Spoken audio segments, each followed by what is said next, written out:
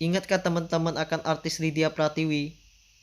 Pasti teman-teman sudah lupa dan tidak ada yang mengenalnya lagi. Dia adalah artis sinetron Untung Ada Jini yang pada waktu itu namanya lagi merajut di dunia pertelevisian Indonesia.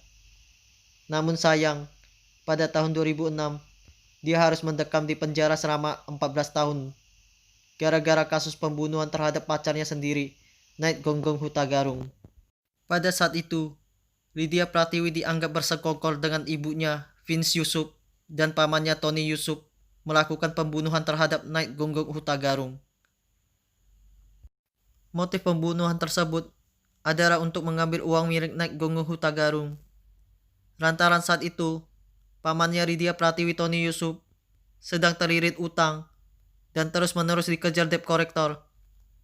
Alasan itulah yang mendorong Lydia Pratiwi bersama ibu dan pamannya berencana untuk mengambil uang milik Night. Tapi karena takut ketahuan, ibu dan pamannya Lydia Pratiwi melakukan pembunuhan terhadap Night Gonggong Hutagarung. Night ditemukan tak bernyawa di Putri Duyung Cottage Ancol, Jakarta Utara. Rencana awal skenario tersebut dibuat seakan-akan terjadi perampokan. Pada saat itu, Lydia dan Night lagi jalan-jalan di Plaza Senayan. Akhirnya memutuskan untuk menginap di sebuah cottage di Putri Duyung Ancol. Meskipun sebenarnya rencana untuk pergi ke Ancol tersebut sudah direncanakan matang oleh ibu dan pamannya Lydia. Sesampai di cottage, Night langsung dipiting lehernya dan Lydia diseret keluar cottage.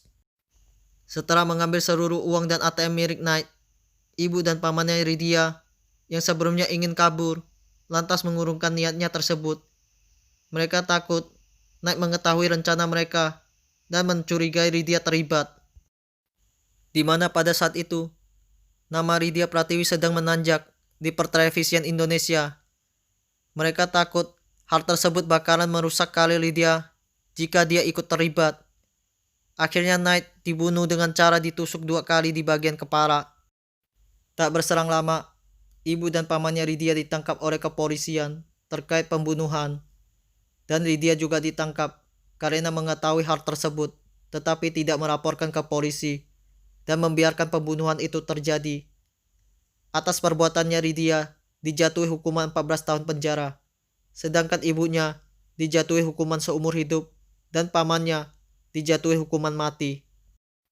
Di dalam penjara, Lydia jarang dijenguk sama saudara dan temannya, dan akhirnya dia mendapat hidayah dan menjadi muaraf sekarang.